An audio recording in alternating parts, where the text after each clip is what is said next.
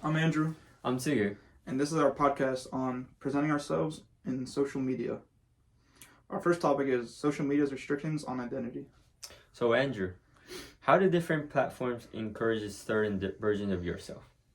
Instagram, I would say, is more of a fun app, and it shows people what you're doing with your life. Snapchat is also more of a fun app, but that kind of expresses more of what you're doing on a day-to-day basis. Apps like LinkedIn is used for more of a professional setting to look for jobs and get your name out there. I agree with that, but I also think it depends from person to person because everyone uses social media differently. Some people use it more professionally, and some people use it more freely. Yeah. Have you ever felt like you couldn't fully express yourself because of a platform's format? Yes, because in something like Twitter, there's a character limit, and on Instagram, it is not as casual to post every day. And people might think it is weird to express yourself on a daily basis on Instagram. Yeah. I actually remember about a year ago, one of my friends posted every day on Instagram because he was trying to make it more like casual or whatever. People always say that.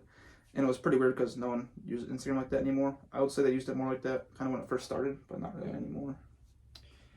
If you could redesign a platform, what would you change to allow more authentic self-expression? On apps like Instagram and Facebook, there could be multiple different modes.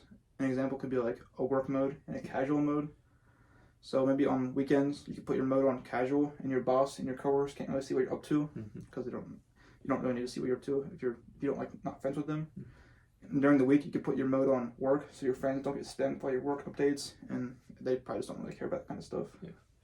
I like that idea. I think that having different modes would actually work very well because it separates different parts of your life, and not everyone needs to know what you're up to at all times. Yeah. When I post something on Instagram, I don't really feel like my boss needs to know what I'm up to, or even some of my coworkers.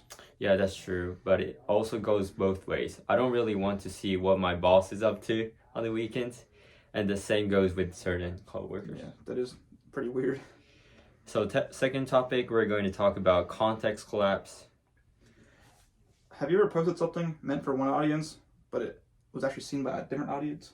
Yeah, I remember that time we got caught going out the night before our match. Oh yeah, I actually forgot about that. Yeah. So what happened is that we went out to Lexington to go to some bars, but the next day we had a match.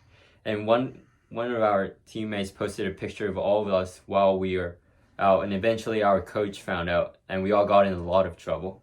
He found out because one of our teammates' accounts were public, and he was recommended on our coach's Instagram, and it just happened at the wrong time, unfortunately. Yeah, that was not fun, and it could have been pretty easily avoided because if our teammate account was just private.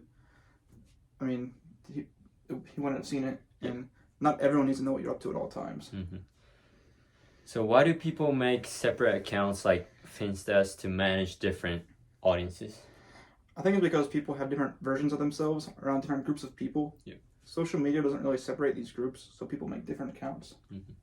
I agree with that, but I also think it's because people want to avoid judgment because not everything is meant for everyone to see.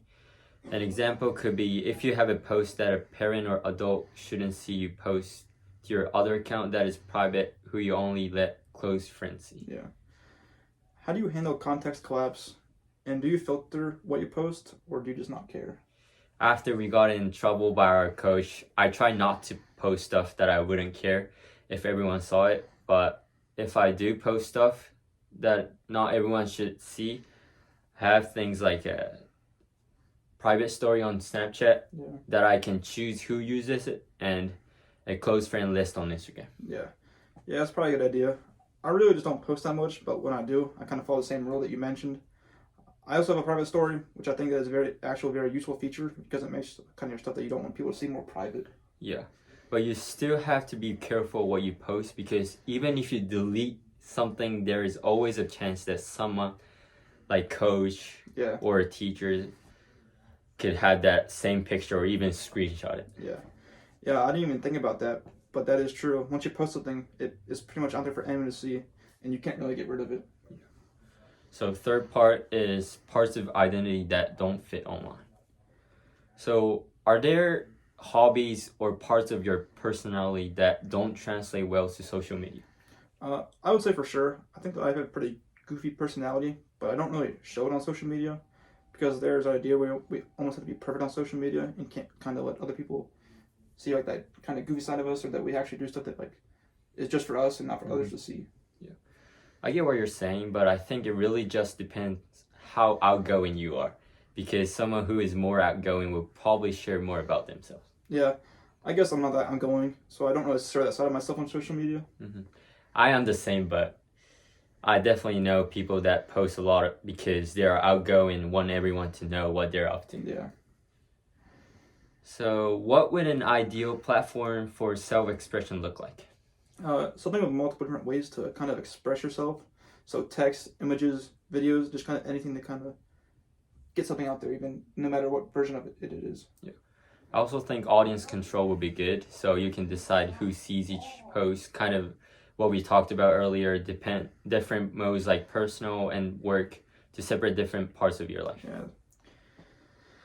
I think a lot of people worry too much about how many followers they have on certain apps. So have no public likes or follower counts. Only the owner of the account can see it, so you won't compare it with other people. Yeah. Whenever I hear about people talking about how many followers they have, they talk about their ratio of followers to following because people get worried they will be judged if they follow more people than they have followed. Yeah, I'm actually guilty of this, but I would say most people who use social media do this as well.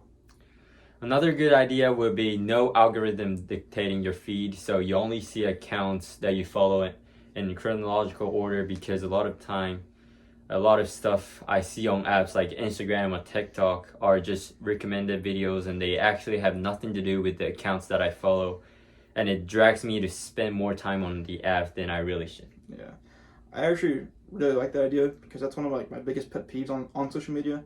I do not like seeing accounts that I don't really follow on my feed. It just does the same for me. I always spend way too much time on social media. Yeah, I usually spend time a lot too. Yeah. So this is our final thoughts. Do you think social media has made our identity more flexible or restrictive? I think it's more flexible because you can find more people who understand you, even people across the world. I have met a lot of people on social media that I have never even met in person just because we have the same interests. Yeah, it's really cool actually.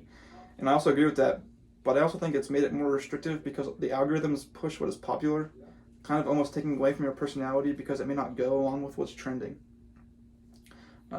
Thank you for watching and see you next time.